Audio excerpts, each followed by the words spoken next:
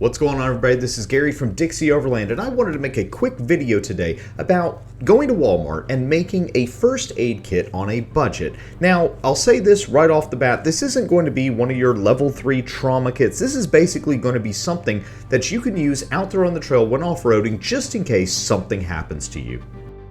One of the first things I would recommend for a first aid kit is something to address stomach issues, whether it's anti-diarrheal or something like Pepto-Bismol. You definitely don't want stomach issues out there on the trail. Staple of any first aid kit has to be bandages, and here you can see for just under $7 you get about 120. While you're at it, go ahead and pick up some Neosporin as well. It acts as a good topical treatment for any kind of cuts or wounds that you're going to get where you want to make sure it stays disinfected.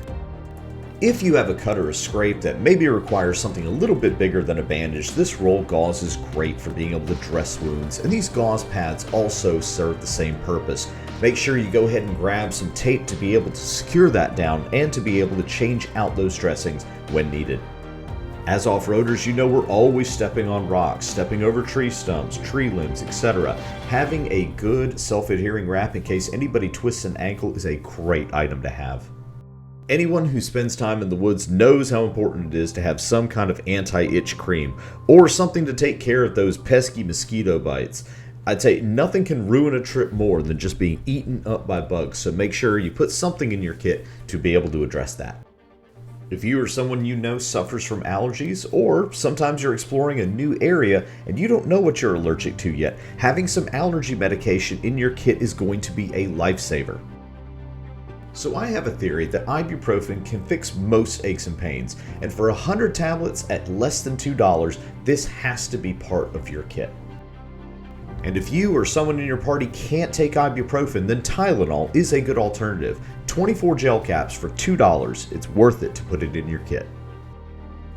Getting burned from a hot engine, a campfire, a stove, or even the sun is something you're going to want to treat. Getting some of these burn pads and maybe some burn cream and putting it in your first aid kit, I think, is an essential.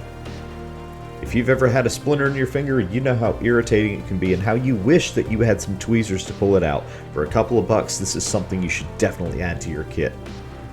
These next couple of items are going to be for when you have a cut or a wound where the bleeding will not stop through normal means like pressure or bandages.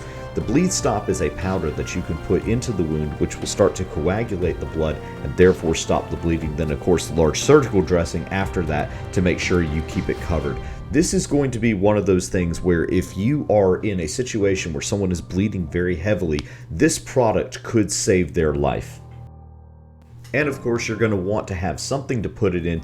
This case is actually really cool. I like the fact that it snaps tight and it's waterproof. So if you accidentally leave it outside while you're out there wheeling or camping, your things on the inside aren't going to get compromised. Alright, so that's going to do it for this video. Let me know in the comments what you would put in your first aid kit. And if you don't mind, give this video a like. Share it with others if you found value in it, and please consider subscribing to the channel. This has been Gary from Dixie Overland. The adventure is just getting started.